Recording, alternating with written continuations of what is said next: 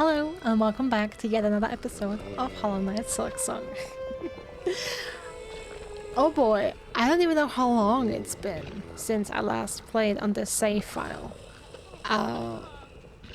It might have been a week? I'll have to check on the last recordings when I did this, but actually it might be a week for me. Yeah, but I played a bunch on my second save file, and I have made some really interesting discoveries. I also looked up some stuff, not gonna lie. Yeah, basically I was just so flabbergasted. That's not the right word. Basically I was like, okay, am I going crazy? Or like, basically I was like looking at the map and being like, okay, come on, I know I'm missing 2 maps.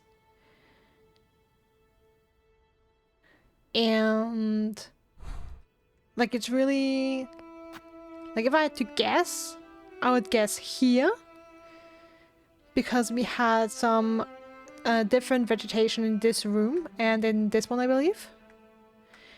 Here on top there was different vegetation that was different from anything else in this area. I was like, okay, so there has to be another area. And I didn't find an entrance. And here, because we have that suspicious looking door that I can't open. Well, turns out I was exactly fucking right about those two. Because that's exactly where my 2 missing areas are. Or at least I believe it's this too. I also saw another one, a third one. Ironically, I didn't see it at first because the map is so big, and I was like, okay, yeah, okay. And then I zoomed in and scrolled around and was like, what? What's that? And then I didn't see it at first, but yeah. So all of this is like the fact that I now looked up more stuff and double checked basically food locations, item locations, like for stuff I didn't find, like the poly pouch in my second playthrough. Was like, I should have that, shouldn't I? And then basically I'm at a point where I looked up a bunch of stuff and also got spoiled, but like accidental spoilers by YouTube videos, like the algorithm feeding me stuff, because even though I didn't watch a lot of people, I did watch a couple of people like start playing it, but then of course the algorithm feeds me late game content. Like, I was spoiled on a video that was about Act 3. Spoiled as an Act 3. Yeah, technically it's a spoiler for me because maybe it was just 2 acts, but I'm not surprised. I said at the beginning a 3-act structure is very traditional, so that's what I'm expecting somewhat, and that's what we're getting. So technically a spoiler because I didn't know for sure, but now I've heard it a million times over, so I know it's an Act 3, and we're about to enter it, actually, as far as I'm aware, at least. Or we're very close to it. But before we do, I want to do a couple other things. But yeah, I'm getting distracted again, sorry. So basically at this point, I've looked at, like, I've actively looked up too much information, and I've been fed too much information by internet algorithms and just accidental spoilers that I cannot confidently call this a blind playthrough anymore. So at least from this episode going forward, maybe 1 or 2 episodes that I've already recorded before this, I'll have to double check what exactly was in there. I'll just call it a let's play. But we're still playing, and there's still gonna be a bunch of, like, I still try to keep it as minimal as possible, so basically getting enough information that I know where and how to progress, but not so much that, like, it takes away all, like, that I basically know every second and every detail that's gonna happen, like every cutscene, every piece of dialogue and whatnot.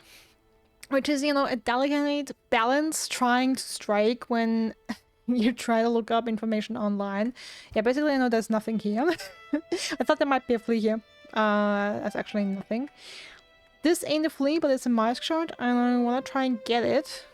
That's still a silk eater. At least I could get it. Doesn't hurt.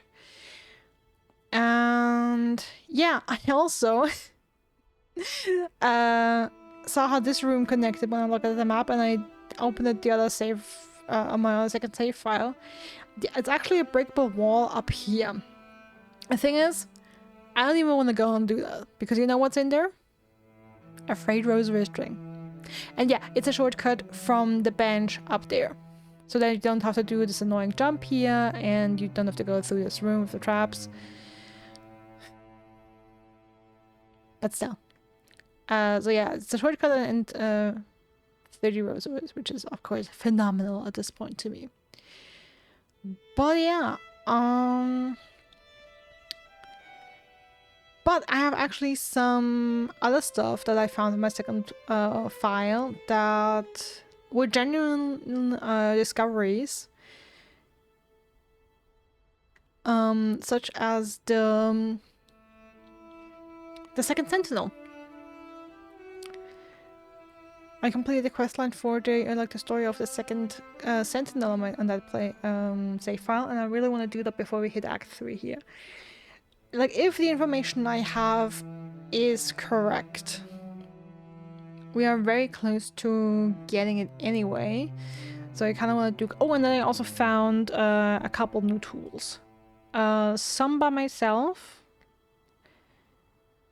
And actually 3 by myself.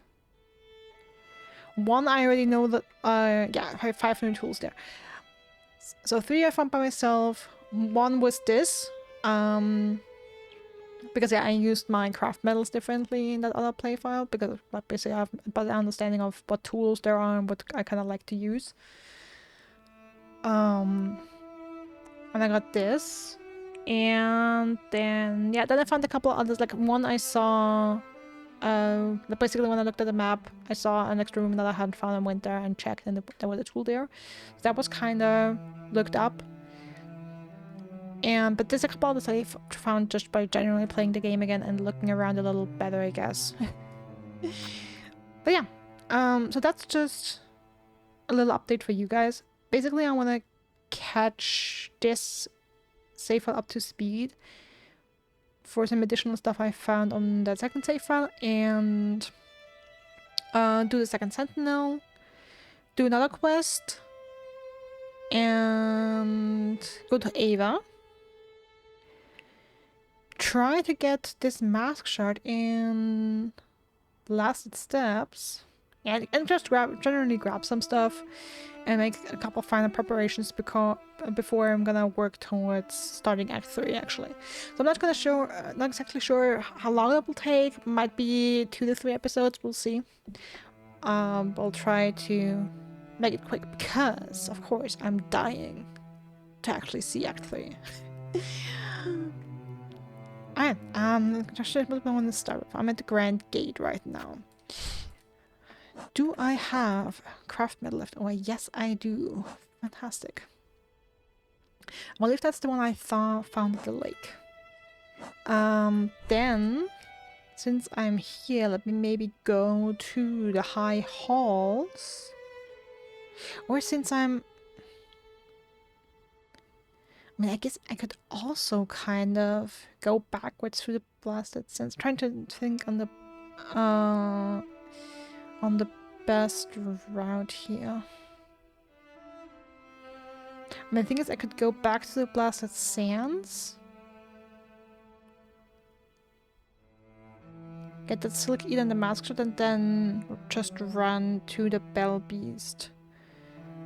Ride it to Grand Bellway, and then I have the Ventrica system to take me around easier here anyway. Yeah, maybe let's do that. Alright.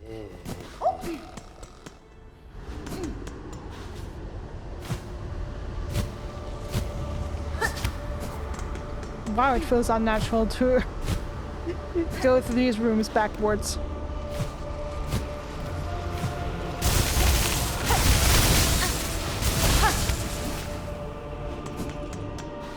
That feels mighty weird.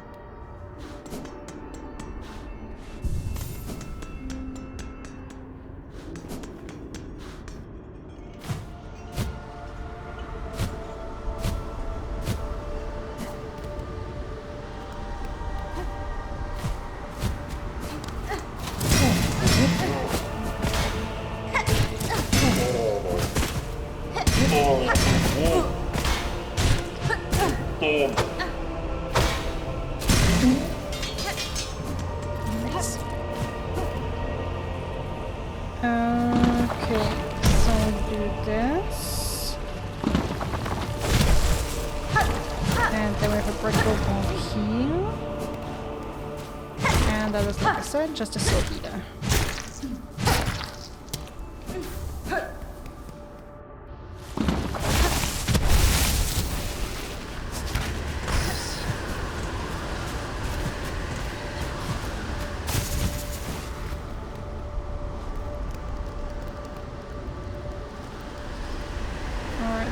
We can go down here.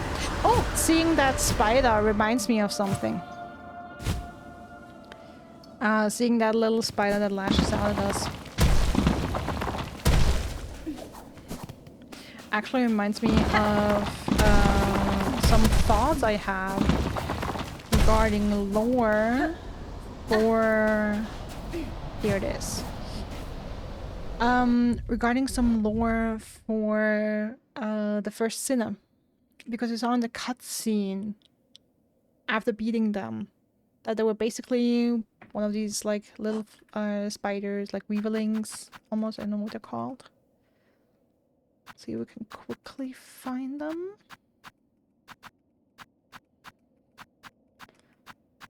Also, something that I haven't mentioned, but I've heard other people discussing online is that they like that the Hunters channel now has 3 people, like 3 beasts per line. That is of course nice.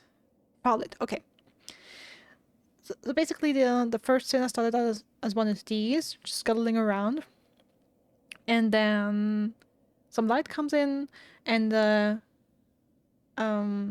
thread of silk hits them and transforms them into a weaver.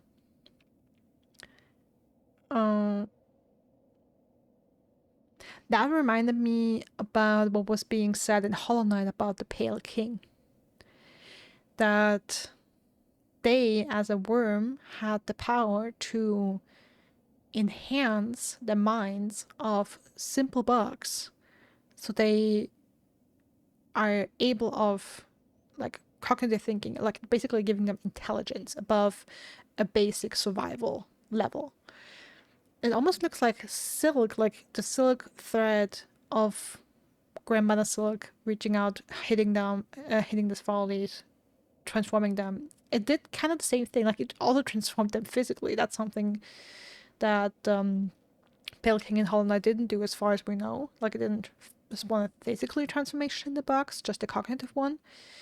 But yeah, that's up. I believe it's how I interpret it. Also something that happened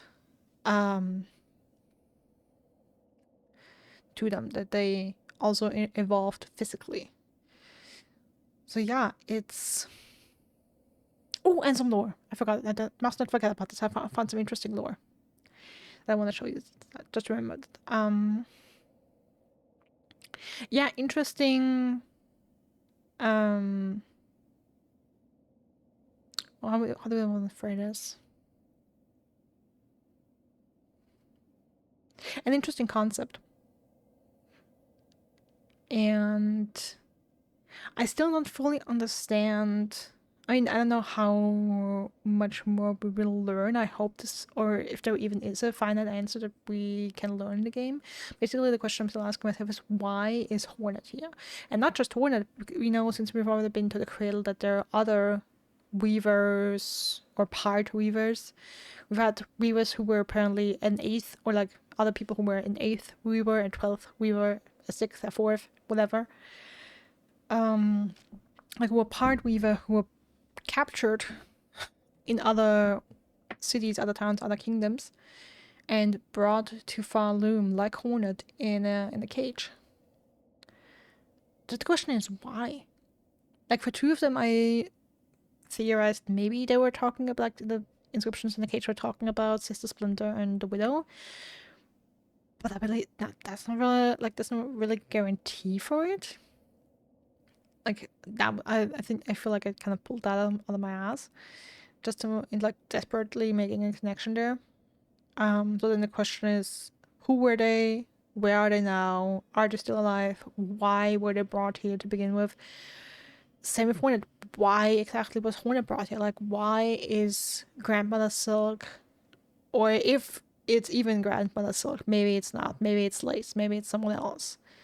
Yeah, why are they so interested and so determined to bring in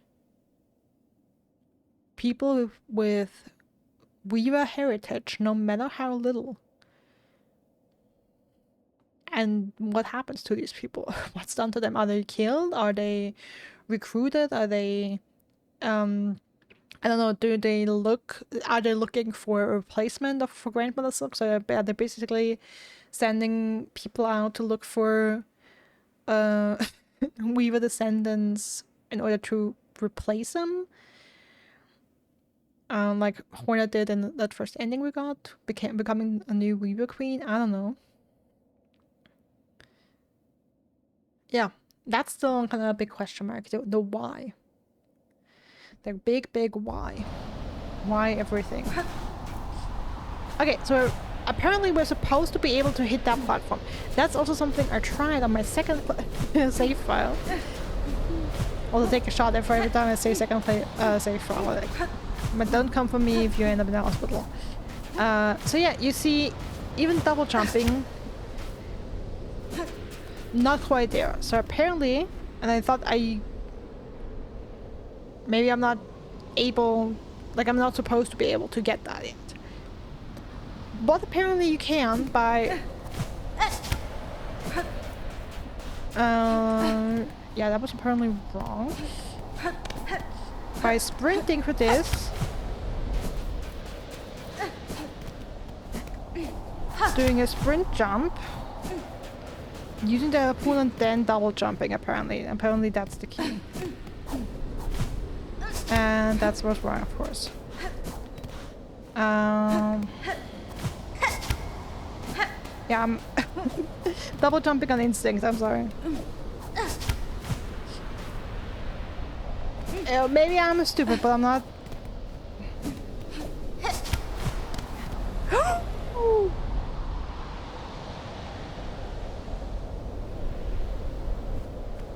I swear I'll fall down now. Yo, are you fucking kidding me?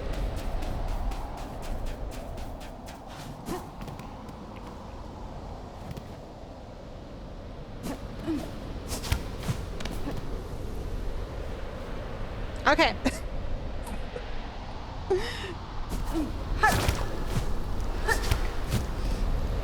Okay.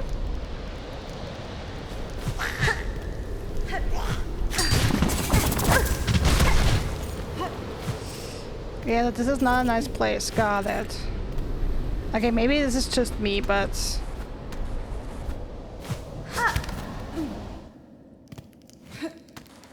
maybe it feels a little...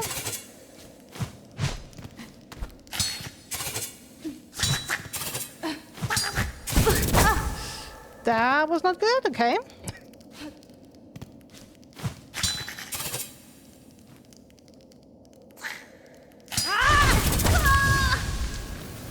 Damn me! Probably... oh, a safety, okay. Okay, nice.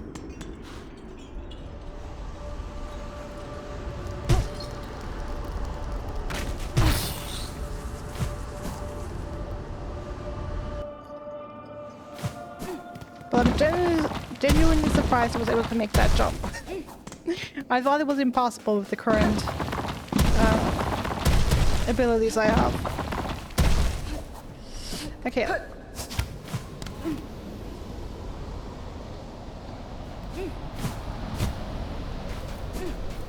Okay, I was just losing it. That was up. Again, I'm hitting double jump on instinct.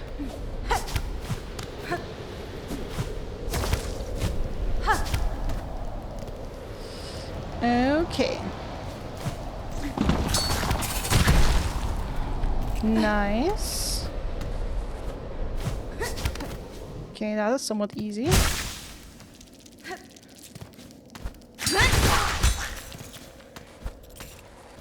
Okay, so how many...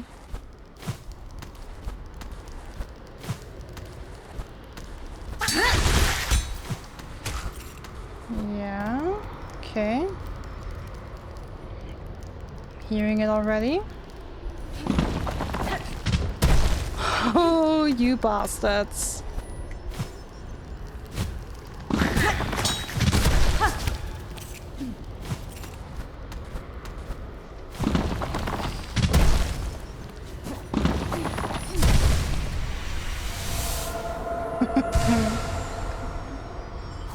Alright, some nice little stuff. What we got? We got the mask chart. Nice.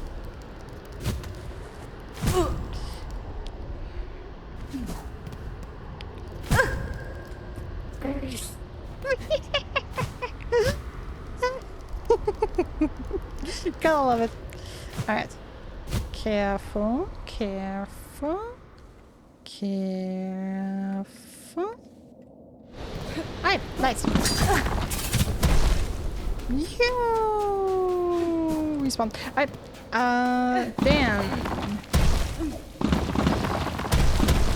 To the Shellwood Bellbees. I almost hit stack. That Hollow Knight lingo is still trying to make its way into this playthrough. It's just so ingrained. After 600 hours, I hope you... I know it's annoying, as I said a couple of episodes ago, I also get annoyed by people using the wrong terms, like terms from another game. And I'm really mad at myself for how it happened to you. Yeah, my only excuse is I played Hollow Knight for 600 hours. That shit is ingrained deep into my system. Alright, so what do I want to do now?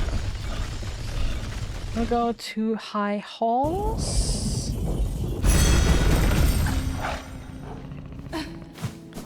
Okay, before I go to High Halls, let me actually go somewhere else. Let's do Cold Chambers first.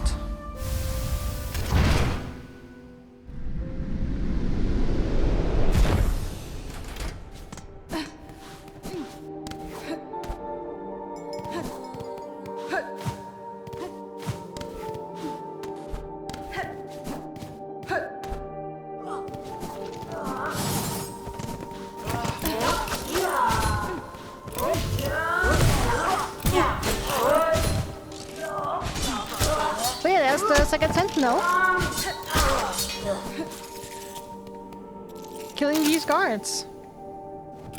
A little unfortunate positioning. That's actually why I wanted to come here. Because that was the first place where or one of the two places, I'm not sure if it was actually the first places where I encountered them. Mind you, funny story. When I encountered the second sentinel in that room, I actually did the Curious Rasher run.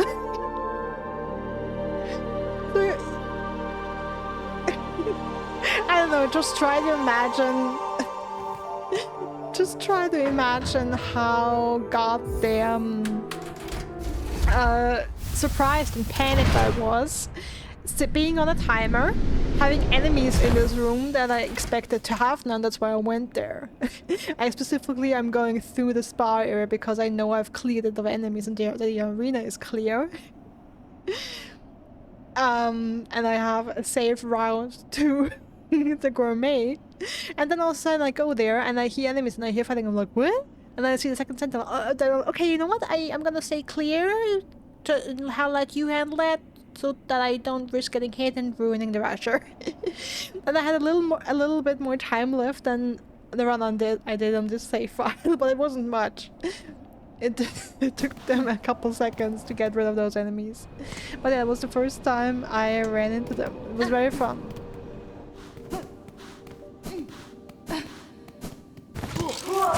And there they are.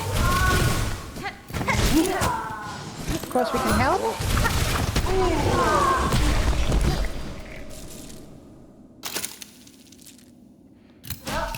I like them, and I have to tell you, I'm mightily confused. I was mightily confused, and that actually I found when I did a supply run for Songclave. Like on that other side, I did a couple courier runs to Bone Bottom, Songclave, and Pilgrim's Rest, just to see if something special would trigger. I've done like the Pilgrim's Rest run, like, I don't know, 10 times at least. Honestly, it was very easy. Like, I cleared enemies, like I cleared a bunch of enemies on the first one, and then just didn't sit at the bench, just ran back to Belhart and took out another supply package and did the run again, and just farmed a bunch of money that way. And also because I wanted to see if actually something specific, special triggers after you've done a run, I don't know, 5 times, 10 times, 1,000 times, whatever. Like, if it's more than 10, then I haven't tried it yet, but so far it's just an infinite way to, like, it's one way to infinitely make money. That isn't just killing enemies. And so far, that is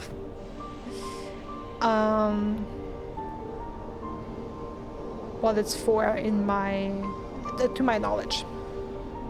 Now we have a new question. After meeting the second sentinel twice in the Citadel, we find this wish here, final audience. By the second sentinel, attend this sentinel's request, Hunter in Red. Meet in halls high, the chamber of its fellows. The way shall be marked. I'm gonna promise that wish, of course, and I'm gonna tell you I already beaten them. Just gonna double check if I bought everything here. I did. So I know where to find them, but I have to go through high halls anyway to get back to this room.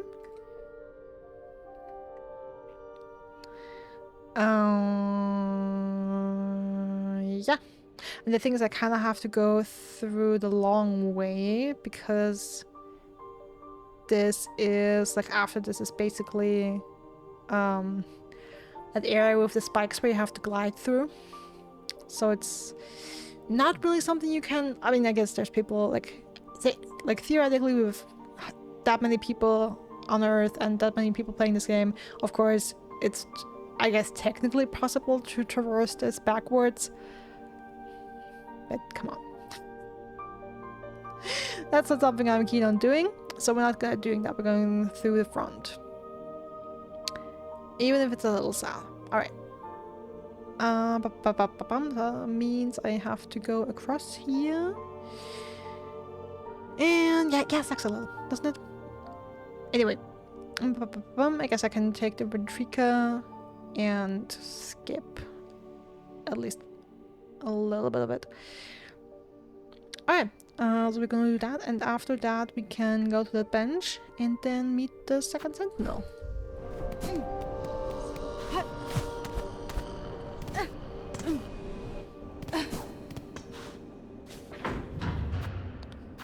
So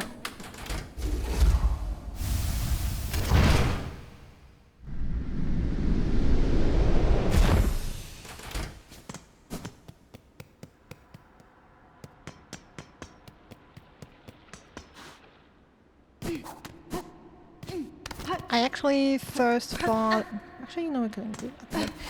When I read that wish description, I thought they would be here. Oh, interesting, she actually isn't. When I came here on the second save file and checked that room, the Jubilana, the merchant we have in Songclave, was actually there. Pilfering some goodies, as they claimed. The funny thing is they didn't have new merchandise though.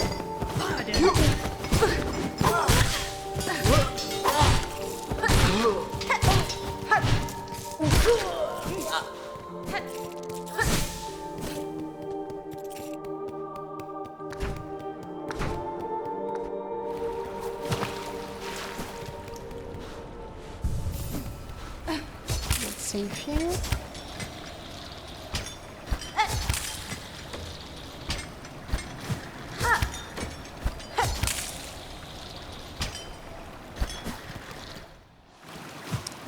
Alright, let's go.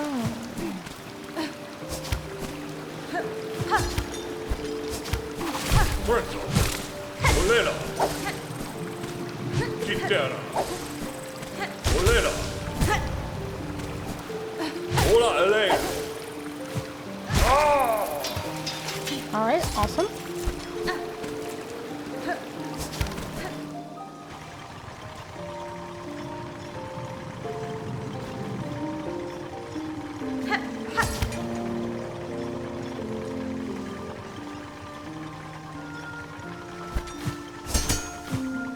Ooh.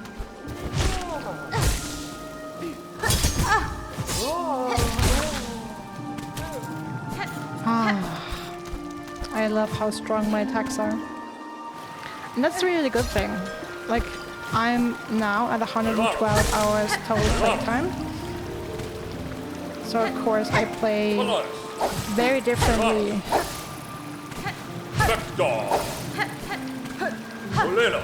And I'm actually having a lot more fun. It's just... No, difficulty in games is an interesting thing. And frustration is also a very interesting thing.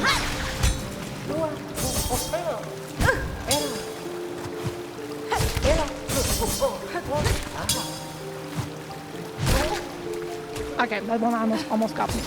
But yeah, difficulty in games is actually a very interesting thing. Like hitting that balance of it's difficult enough to provide an interesting challenge, but not too hard that people get frustrated and give up. And like there's a big discussion currently about Silksong being too hard or not too hard. Like for some people it definitely is, some people it's just right. And of course Team Cherry has already made some changes to the difficulty, which some people love and are happy about, other people don't like, because it's now getting too easy for them. And again, it's an interesting discussion in my opinion. There's a couple of things I struggled with. Yes, I feel like bosses that spawn in enemies is something that I personally struggle with. So that's something like Savage Beastfire, for example. Also, much easier on my second playthrough. Not necessarily the second one in when you do it for the quest in Far Fields over the lava lake where you first fight 4th course. That one I still struggled with significantly less though than the first time. So there was an improvement. But yeah, I got the one in the chapel like first try. And I actually killed it with the protective, like the warding bell. So I was healing, had the warding bell on, one of the enemies that spawned and attacked me and triggered it, and the boss was close and already apparently low health and just died and was like sitting there, where? I remember that being so much harder. And that was even like a lame death almost.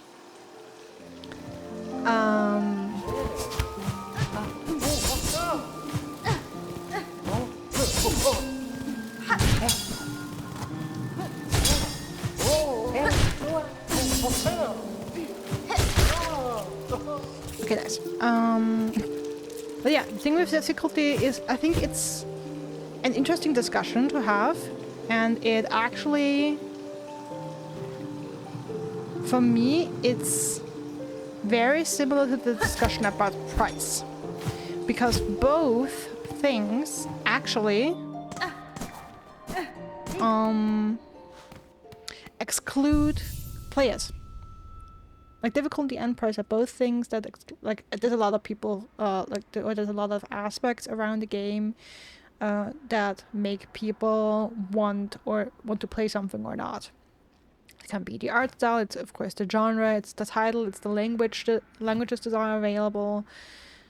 So localization is a thing. It's just, do I like the music? Do I like the art style? Like, does the gameplay look interesting? Is it something I've seen before? Is it a brand I know? Is it an IP I know? Is it a studio I know? Is it the publisher I know? There's just so many factors going in.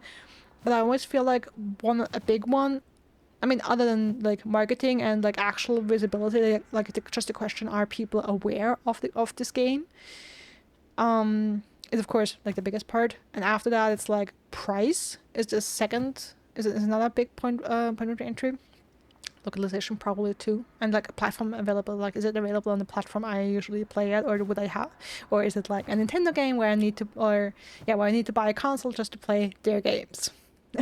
And then I'm not only buying an $80 game, I'm also buying a $450 console in the case of the Switch 2, for example. So, but yeah, difficulty is also something that can deter a lot of people from playing game. It's the reason why I am mightily scared about playing anything from Soft. I know these games are amazing. I hope to play them one day, but I'm also scared shitless of them because I know they're difficult as nails. And there's a lot of people like I regularly see people who are like Dark Souls pro plays Hollow Knight or Hollow Knight Silksong for the first time, and these people struggle. Yes, it's a different game than Elden Ring, and just because you're good at one game doesn't mean you're automatically going to be good in another, especially if you're playing like two different genres and one's 3D, one's 2D. Like there's just a lot of different things going on. So like, does it really compare? But generally speaking, difficulty, like I feel like a lot of people are like, there's definitely a group of people who's turned off by how difficult Silksong is right now, and they struggle, and they're hitting a reinforced steel wall way sooner than I did. Like they're probably stuck on, I don't know, lace or more wing or just a splinter at best. And yeah, that feels, I'm sure that sucks. Like wanting to be part of the hype, buying a game even if it's only $20 in price, but then just being knocked out by the difficulty. I mean, the good thing is I always said about Hollow Knight, because Hollow Knight was also a game that was marketed or was rumored to be very difficult, and don't get me wrong, it is quite difficult, or at least certain fights are very difficult. I always used to say that I consider myself an average gamer, like in terms of like skill. Probably like I thought, like recently I've been thinking maybe I shouldn't say that anymore just because of the games I've played and beaten. Maybe I'm a little above average now. But for the longest time I considered myself just an average player. Bear in mind, I don't think I've ever shared this, but Hollow Knight, like I think I've said that Hollow Knight and Ori and the Blind Forest were among the first games I purchased on Steam and played on like for myself. When like the games I played as a kid were mostly point and click adventures, and they were hand-me-downs from my brother, so I wouldn't get games bought for myself. Like my brother would get games and eventually get bored and then hand me down his games. And yeah, and those were just like mostly point and click adventures, and it was like 2 city builds, I believe. Yeah, or like a couple city builders. Yeah, so my gaming experience was point and click adventures and city builders. So nothing overly complex, nothing with over like the top like secret finding, exploration, hidden walls, anything like that. Nothing with combat. Nothing even where you have a character that you move them around. Like in point and click adventures, I don't have to control my character and attack downwards and dash and jump and hook and I don't know what. All the things I do here constantly and that you already have to do in Hollow Knight. So that was completely new to me, playing Hollow Knight and Ori. I really should go back and check out which game I played first. I might have played Ori and the Blind Forest first, actually. But yeah, Hollow Knight was definitely the first game I played ever in my life with complex combat and tough combat, and it was tough on me. Also, something like, take a shot if you heard this story before. I recently feel like I've been retelling it way too often. The first time I played Hollow Knight, I spent 6 hours, and no, I'm not exaggerating, it was literally 6 hours in Forgotten Crossroads, which is one of the first areas, and I couldn't beat the boss, like the major boss of this area, which is False Knight. I beat Grossmother eventually. I unlocked Sly. I think I even grinded enough Geo to buy the Lumafly lantern, which is the most expensive item in the game, and beat a bunch of other enemies, of course, just walking through the area. The thing is, I just kept circling through Crossroads over and over again because I thought I needed to find something, like another ability, like an upgrade of some sort, before being able to beat the boss. And then I like double, triple, quintuple, octuple checked all the exits, all the path, until I finally, after probably 5.5 hours, landed on, yeah, there's really nothing I can do here other than fight that boss, so I guess I have to find a way to fight that boss. And looking back, it feels so ridiculous that I struggled with this very first boss, who is easy. False Knight is extremely easy. And I struggled with that guy so bad.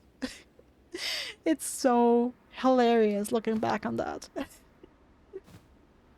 So yeah, regarding to Hornet in difficulty, I think that's a sentence I started and never finished. I'd like to do that, sorry. From my personal experience, yes, Hollow Knight is a tough game. It has a lot of hard fights. It has a lot of hard stuff. Like some of the, but I have to give the game credit. Some of the hardest stuff in the game is either like completely voluntary, like stuff that you absolutely do not have to do. It's an additional challenge that gives that like the only reward you get is a little bit of lore that you can just look up and you can save yourself a bunch of hours of suffering. But it's in there for people who are like insane and bored and want a tough challenge. But if you're not like insane and bored and want a tough challenge, you can totally skip that. It doesn't give you completion. It just like the smallest tidbit of lore that you can just look up. I swear. If you're really interested in the lore, if you really want to take a deep dive. And yeah, again, another one is, yeah, I think that's another, like, I was thinking a second really difficult challenge. I mean, if you are really wanting, like, the Platinum Trophy or all achievements on PC, then you kind of have to do it. But if that is not important to you, you can totally skip it as well. And the rest is manageable and learnable if you just have enough frustration tolerance. Like, that's all you really need. You need frustration tolerance to beat Hollow Knight and play it and enjoy it. And yeah, as long as you learn and evolve and are aware how Metroidvanias function, meaning that through exploration you will find things that aid you on your journey, meaning being it spells, tools, weapon upgrades, health upgrades, what fucking ever. So yeah, that's something that I feel it currently feels is easier in Hollow Knight than in Silksong. Revisiting bosses. But I guess it just feels like that.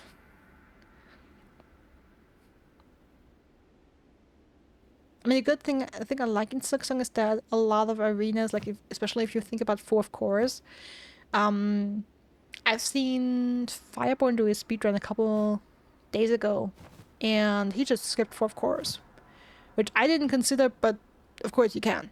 Like, the room's not locked down. You can totally leave the arena. You're off screen for a little bit because the camera is kind of locked into the fight.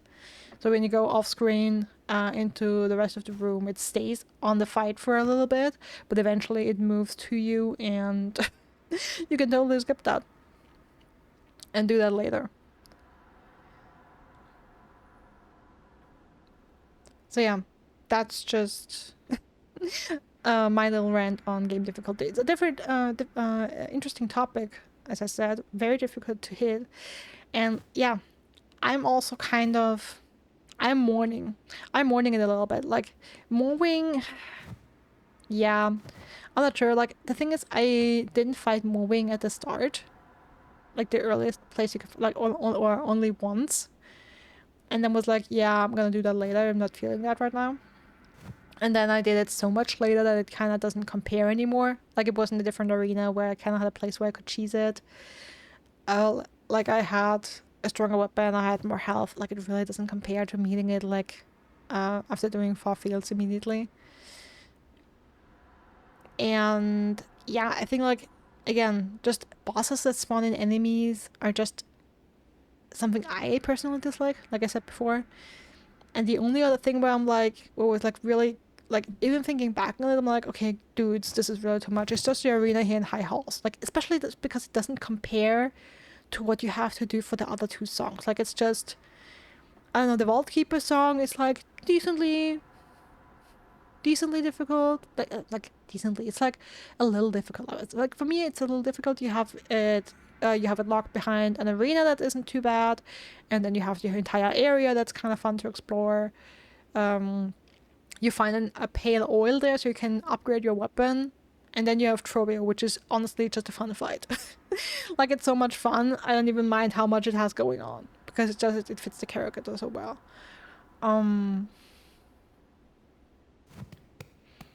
Yeah, and then of course you have the Architect's Core, which is a platforming challenge. Which is fine. Like, and that does, like, for some people that will be easy. And for some people that will be super tough. Will also depend on, like, you need the harpoon for that. You need a claw line. But yeah, I've seen people do it without double jump. I couldn't do it without double jump. Like, without double jump, I would have a much harder time. But I'm certain it's possible for people to do it without it. Just, again, depends on your skill and stuff. But then this arena, back to the left there, is just insanity in comparison. Like, it's just, I don't know. The other two are like, on this, like, the other two songs, getting it was like this difficult, and that arena is like up there. So that's kind of the issue I have, like the balancing is off. And Team Cherry used to, like, that was also something I was so impressed at Hollow Knight. The game felt insanely well balanced. So I don't know, maybe that's something they will change. Honestly, at this point, I'm not sure I want it, because I for me, have a strategy now to beat it. But I've also seen people who spent, like, especially I think it was yesterday, I seen a video of someone who spent 6 hours on this arena. Like, I didn't even do the math on how many times they died in there. But like, yeah, that is absolutely brutal. And I can totally understand, like, even if people don't, like, a lot of people don't, like, who complain about the difficulty don't even make it that far until they complain. But even if you make it, and then you encounter this, you're like, dude, that's insane. Like, you gotta be kidding me. Like, it just feels unfair. And that's something that Hollow Knight pretty much never did. Never felt unfair. Okay, so we can track the Sentinel here. And go in here. Cadestre. I'm here, Gilded One. That's fine. I had thought I was answering your summons as a friend. Or at least an ally. But now that we stand together in this place, I can sense your intent. You mean to raise your blades against me? Am I your enemy then? The defense of the sacred citadel, and the voices that fill it, is the eternal duty of the sentinels. Termination is the necessary fate of all those enthralled by the whispering silk. See, that is something else I found so interesting. I think that's also a thought that I didn't finish. When I met the sentinel on the safe run, really saw them the first time fighting the guard of the citadel, and was like, what? I thought the sentinel was supposed to guard the citadel as well. Why are they attacking their own people? And only when I was like, wait, maybe is it because they are mind controlled by the silk? Huh? And yeah, that's apparently it. They find everyone who is mind controlled by the silk, which provides so much interesting context. Because, yeah, then definitely it feels like that absolutely wasn't the case. Like, mind controlling by silk was not the intention. That's kind of where it went wrong. So we've learned in the whiteboard silk application to heal diseases and heal wounds, prolong life. That was a thing. And apparently at some point it just went completely south, and just the silk took over. It kind of became something that the people needed to survive. It was also almost like an addiction, like they needed it, and it took over their mind, or like grandmother silk took over their minds. Or maybe there's even more to it. I kind of think there might be. Yanara. You believe me haunted, a slave of the pale threads? I think you are more perceptive than that. My silk is my own, as is my will. Unsure is the sentinel, but both haunted and innocent you seem. With regret, the sentinel must test the strength of your will.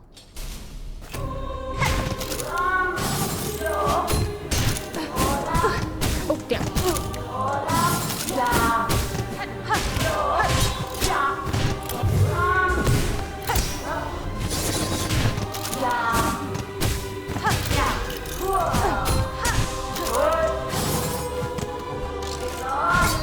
I'm not even sure what I have equipped right now.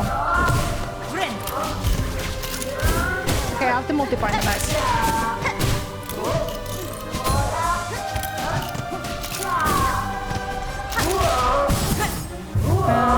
I can never read that attack.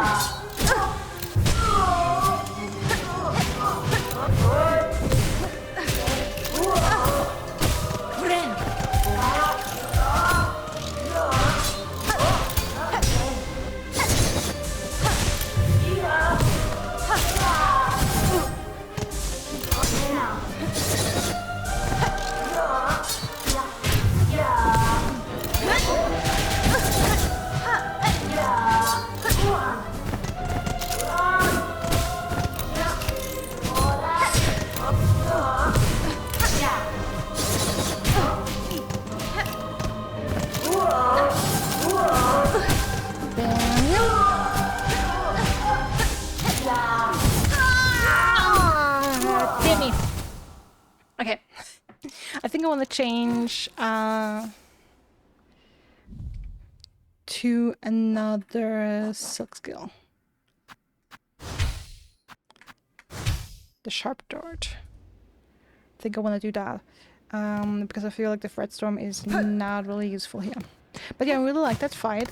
I got it in 3 attempts on my other save file. We'll see how many it takes me here.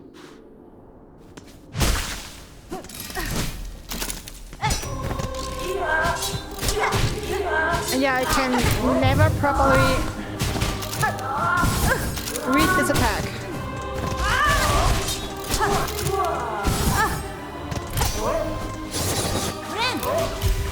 And that corner up there is pretty safe.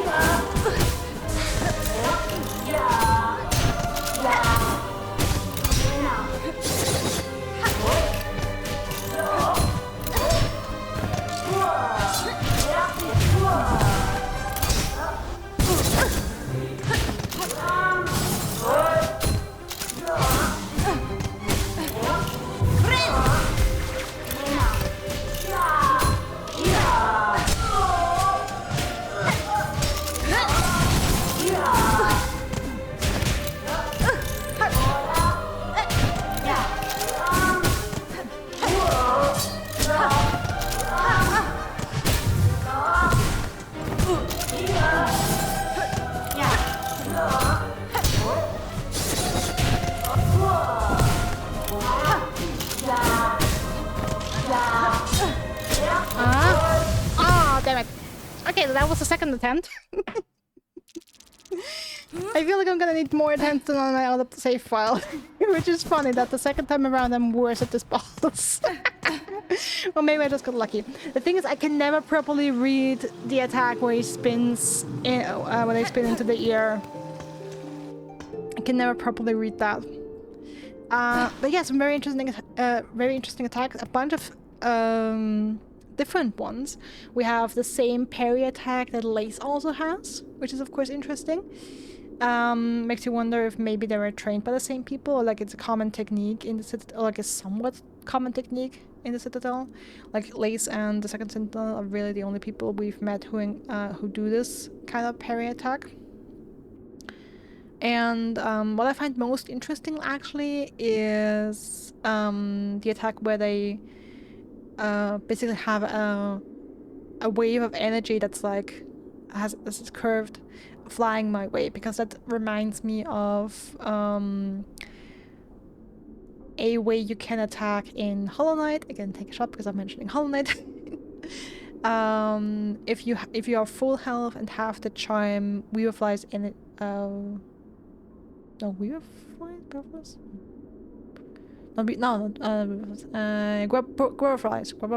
Grubber Flies Elegy should be called equipped.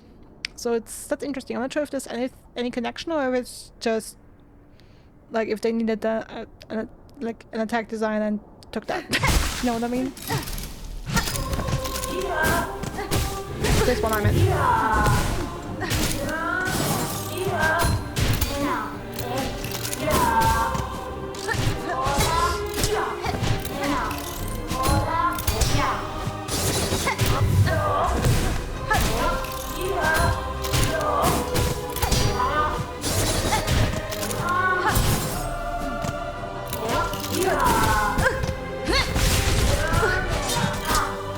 Okay.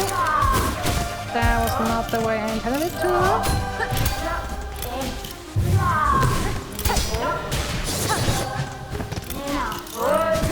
Oh damn, where did I go there? Ah.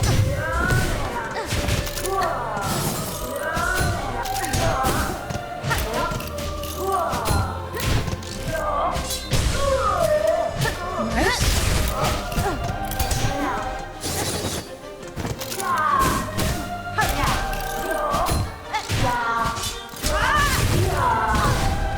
That's hitting me, of course.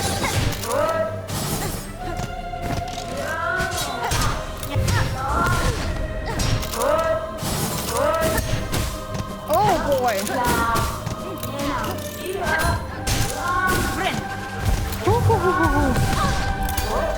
Oh, come on, bro.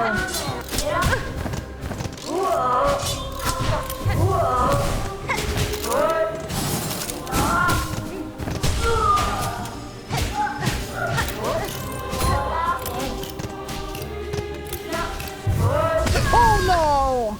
Oh, come on. That wasn't cool. That wasn't cool. Getting stuck in the corner there. I guess I could have sharp darted out of there and shoot it, but okay, that was 3 attempts. This is officially going worse than on my other save file, which is always fun.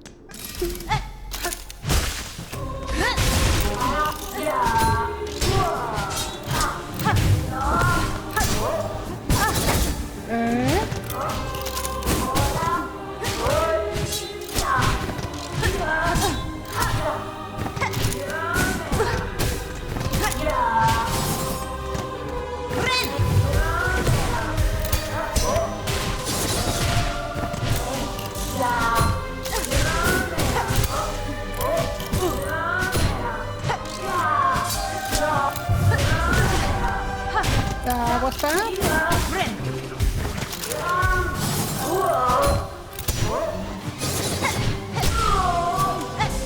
Oh, nice.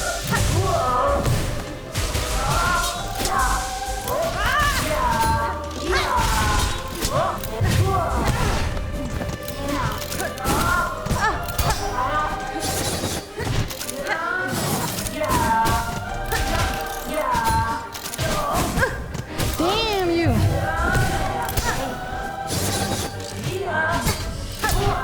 I want just a little bit of silk, dude.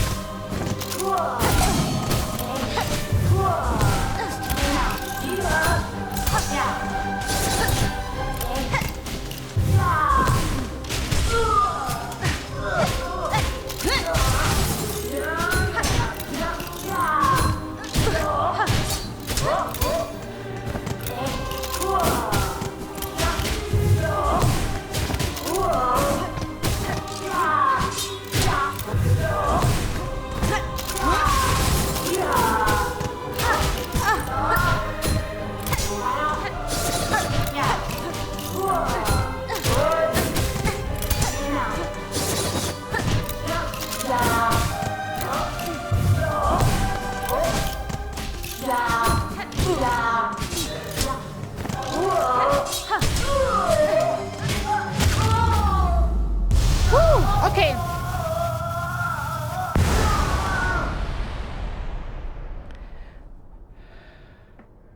Okay, so got in my 4th try. A little worse. By the purity of your will, the clarity of your intent, you are innocent of the silken curse. Failed has this sentinel. Your judgment, will it accept? Hironare. Is it truly failure Gilded One. You meant to test me, and have done so. I would expect nothing less of a true guardian. The matter is resolved. There is no need for death. Stand, and let us part as friends.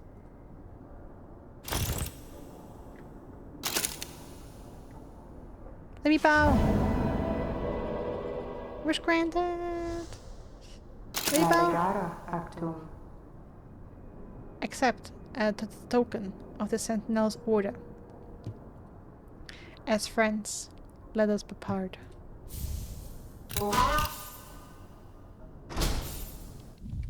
Hehe. Reserve bind, an ornate artifact of the Citadel able to hold a bind's worth of silk. Used when healing is needed and once natural resources run low.